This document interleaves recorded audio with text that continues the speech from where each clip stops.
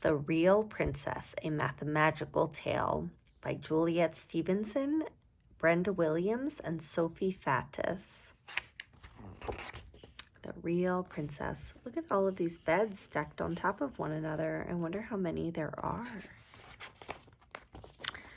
The Real Princess, a Mathemagical Tale, written by Brenda Williams, so she was the author, and illustrated by Sophie Fatis.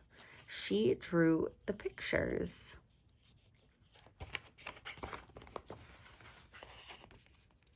Long ago and far away, a king and queen had 3 sons. The eldest son, the oldest son, was called Primo, and the second son was called Segundo. The third son was called Terzo. The king and queen had 1 butler, 2 footmen, 3 maids, 4 horses, 5 grooms, 6 dogs, 7 gardeners, 8 chimney sweeps, 9 cooks, and 10 soldiers.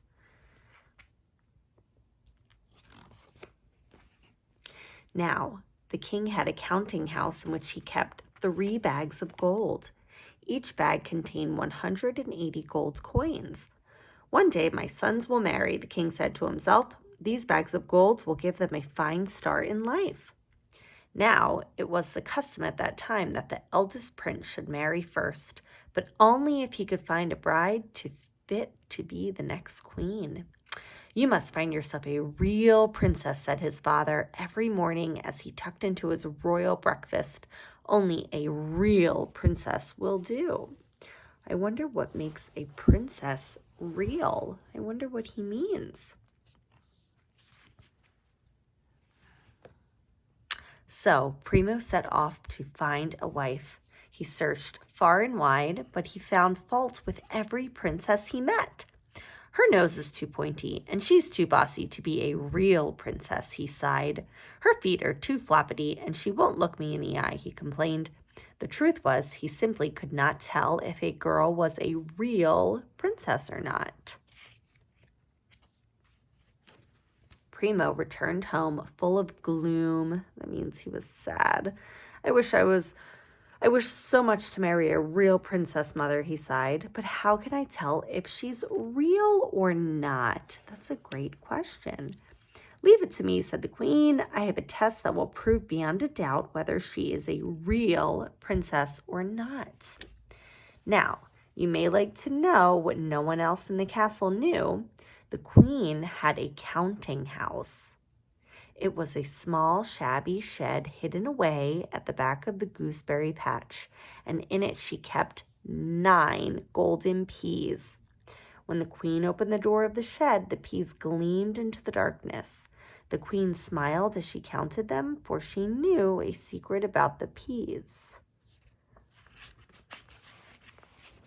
The next day, a terrible storm came. It was so wet and wild that the 10 soldiers and the 7 gardeners had to abandon their duties and come inside for shelter. So that means they had to leave what they were doing. They had to abandon what they were doing. Then, just as the storm was at its worst, Terzo heard someone knocking frantically. Knock, knock, knock on the castle door. Standing outside was a young girl, and she was in a sorry state. The rain had drenched her clothing right through, and her hair fell in dripping straggles down to her waist. But as soon as their eyes met, Terzo's heart skipped a beat, and there was a spring in his step as he ushered her inside. There she is. I wonder if she's the real princess. That evening, the young visitor washed and dressed and sat down to dinner with the king and queen and their 3 sons. Who are you? Asked Primo. My name is Numerica, Princess Numerica, actually, said the girl shyly.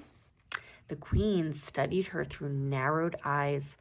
Then, while everyone else drank lobster soup made by the 9 palace cooks, she slipped away to prepare a bed. She asked her 3 maids to bring up 6 mattresses and 7 feather beds from the linen room. When the bed was ready, the queen tucked 5 golden peas under the bottom mattress. The next morning at breakfast, the queen asked the girl, "How did you sleep, my dear?" "Oh, wonderfully, thank you," her guest replied. "I did not wake until I heard the cockerel crow." The queen shook her head slowly. Then she went to the bedroom and threw the 5 peas out the window. But Terzo was delighted. "She is princess enough for me," he said. "I love her just the way she is." So the king took Terzo to his counting house and gave one of the bags of gold to his youngest son. The young prince and the princess, who was not quite a real princess, married and lived happily ever after. Now, when the king went to his counting house, he counted only 2 bags of gold.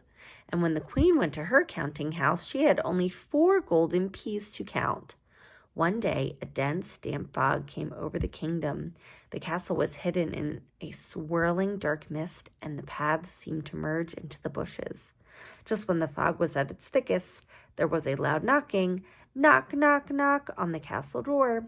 This time, Segundo went to open it. Standing outside was a young girl, and she was in a sorry state. Her dress had been torn to shreds by brambles. Her arms were cut and scratched and bruised, and her hair was tangled and matted with leaves and burrs. But as soon as he set eyes on her, Segundo felt his heart turn a somersault. There she is.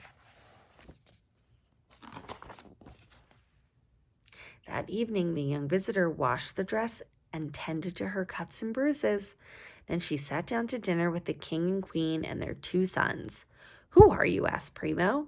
"I am Princess Calcula," replied the girl in a rather grand voice. "My parents live in a palace that is twice this size, and they have 3 times as many servants." The queen looked at her guests carefully. She thought they might at last have found a real princess, for the girl had been brave about her injuries, and she appeared to be very well off. While Princess Calcula told everyone about her family's many servants, the queen slipped away to prepare a bed. This time, her 3 maids brought up 8 mattresses and 9 feather beds from the linen room, and the queen tucked 3 golden peas beneath the bottom mattress. Is she tucking more peas or less peas under Princess Calcula's mattress? Less, right?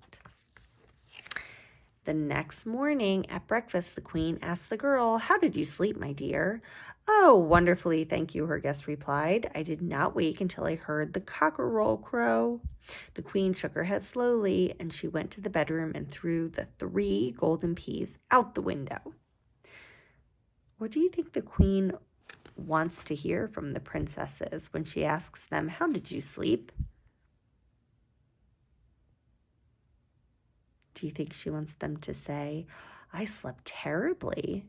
I wonder why she's putting the peas under the mattresses.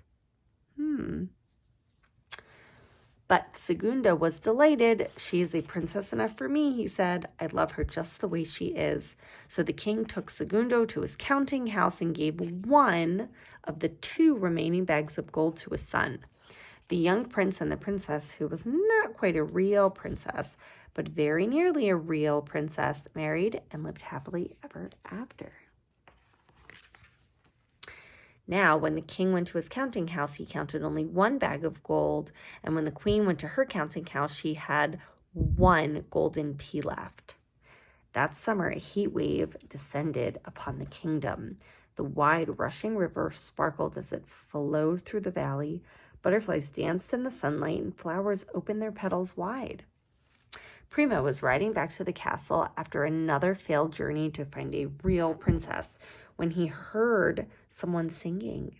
There, sitting in the shade of a tall oak tree, was a young girl. She was weaving flowers into a garland for her hair. She smiled at the prince and wished him a safe journey. But Primo had no intention of going a step further. He quickly dismounted and tied up his horse. "Who are you?" he asked. Let me see. "Today my name's Geometra," she said. "What's yours?" "Primo, Prince Primo, as a matter of fact. Are you a princess by any chance?" The girl raised her eyebrow and looked him straight in the eye. You'll have to judge that for yourself, she said. Why don't you stop asking questions and come exploring instead?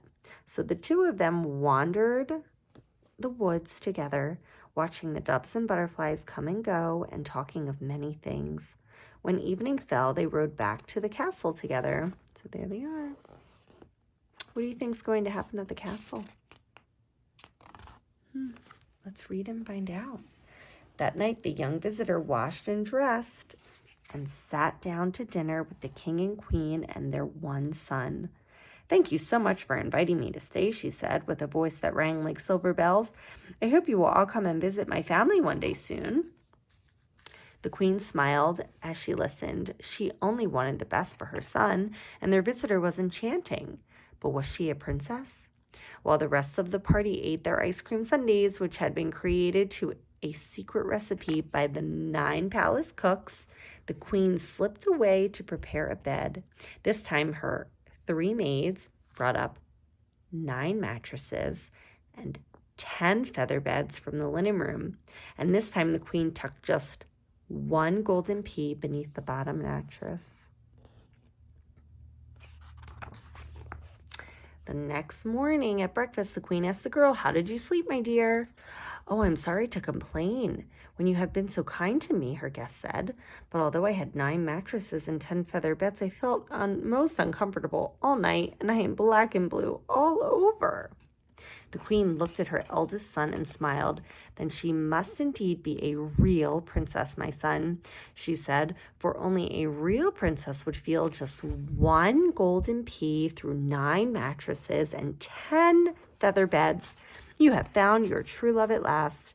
And she went to the bedroom and threw the pea out the window. So she was putting the peas under the princess's mattresses to see if they would feel them under all of these stacked mattresses. And only a real princess would feel the golden pea. So the king took his eldest son to his counting house and gave him the last bag of gold. How many bags of gold are left? 0. And the queen went to her counting house, but of course she had no peas left. She had 0 peas left too. For though she had once had 9 peas, she had used 5 peas for the first girl, 3 peas for the second girl, and 1 pea for the third girl. And each time she had flung them out the window. But the queen smiled, for she knew a secret about the peas. The prince and the princess, who truly was a real princess and would one day be queen, married and lived happily ever after. The end. Almost.